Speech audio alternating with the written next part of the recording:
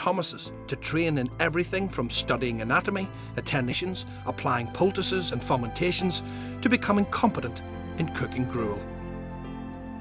For the newly graduated nurse Agnes Jones, there was a short spell working in London hospitals before the call came to Liverpool.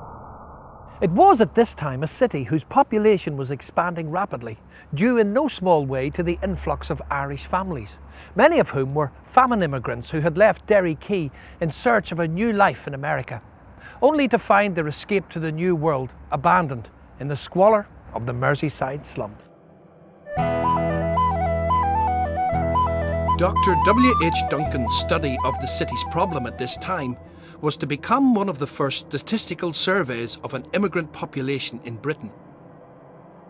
It paints a grim picture of overcrowding, poor sanitation, foul water supply, epidemic and hunger. Husbands were separated from wives, children from parents, for a regime of hard work, harsh punishments and meagre rations. A situation culminating in the harsh reality of Liverpool's Brownlow Hill.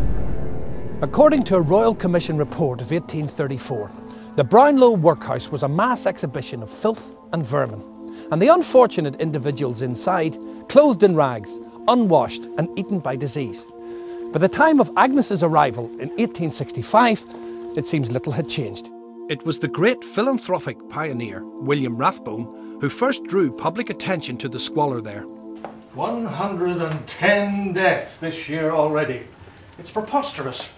There must be neglect on someone's part. But William, they are already dying when they are taken in. Then let them be taken in sooner. It's simply not feasible. The cost of feeding and clothing them is too great.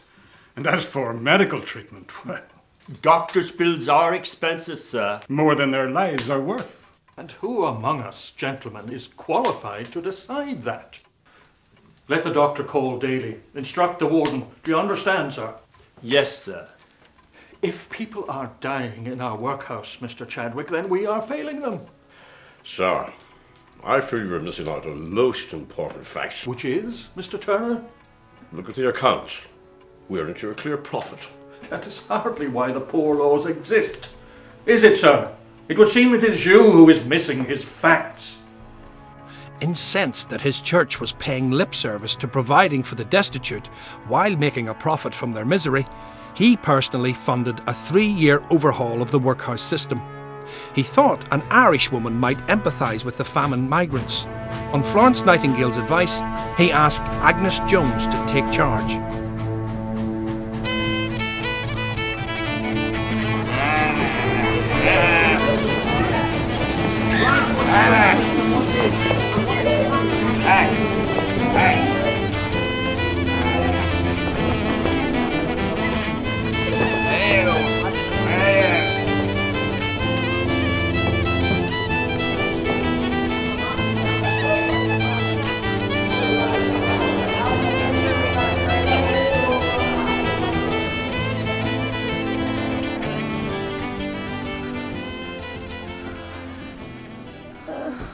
How long have you been lying like this? What's your name? Kitty. Have you a husband, Kitty? He's in the men's ward. If he's still alive. They keep us apart here. Husbands, wives, children. Your children? We've none left now. Warden. This woman's bed linen is filthy. Now listen here, miss. Now, you go fetch me some fresh bed linen and some water. Despite widespread resistance and a few minor setbacks, Agnes persisted. Her reading and writing groups flourished. New wards were opened up, hygiene improved, and the kitchens and dining areas were overhauled to provide simple, nutritious meals.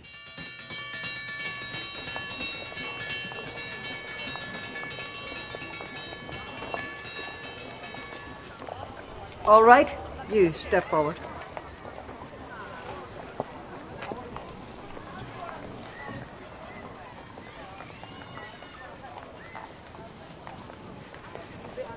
Lice. Burn his clothes and shave his head. You thieving bitch! I'll cut your hands off! You touch me and you'd have dead women drinking me! Get your hands off me! What is going on? I said, what is going on? Thieves and beggars, Miss Jones. I've warned you already, haven't I? Get a move on the bloody lot here. There's work waiting. Give it to me, please.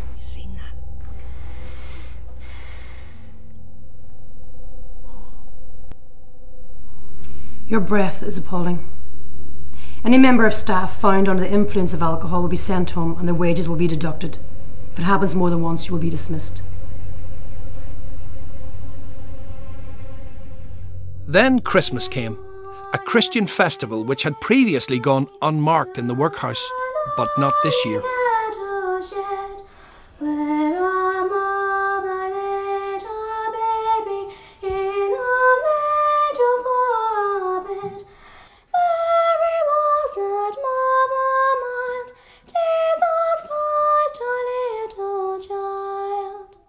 It was hard work, often dispiriting. In her letters to Josephine, she despaired of what she saw as the ever-increasing gap between rich and poor in Liverpool. And within the walls of the workhouse were confined the poorest of the poor.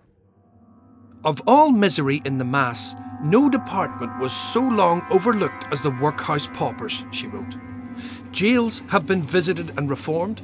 Lunatic asylums have opened their long-closed doors to official inspectors, and the deeds of oppression and cruelty they once witnessed are now tales of the past. But who could say a word for the poor of the workhouses? On one level, Agnes Jones was fighting her friend William Rathbone's battle with the church to ensure long-term commitment to the reform and funding of the workhouses. This she achieved in the acceptance of her report to the Select Vestry on 7th of April 1867, which accepted and validated her ethos beyond doubt. But she was also fighting for the future of nursing as a whole, to ensure it remained in the control of trained health professionals and not those who merely administer the purse strings. She told Rathbone, "This will be my legacy." Dearest Josie, it is almost midnight, but I must return your letter and let you know more about my work here. I am glad Mother is feeling better. A hospital is a sad place, but a workhouse, it almost seems as if over so many of these beds, no hope must be written. Already I have begun the task of reorganising the wards ready for the arrival of my fellow sisters next month. I am in the process of setting up a small library too. I look forward so much to your visit later this year. Your loving and tired sister, Agnes. P.S. Lest this sound like I am complaining, let me tell you that Mr. Rathbone described me yesterday as the picture of happiness, and I know that I am completely at home here.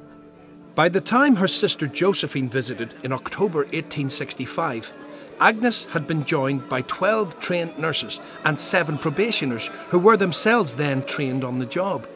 New wards were opened, administration streamlined, and the comforts Agnes had introduced, family liaison, letters home, flowers, pictures and books, were taken for granted.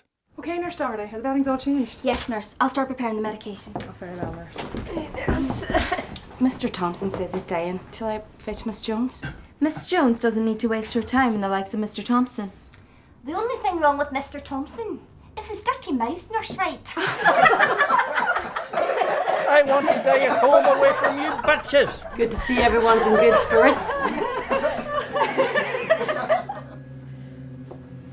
Quite what Josephine's real feelings towards her sister's work were, we shall never know. But Josephine's visit was to be a short one. Liverpool was on the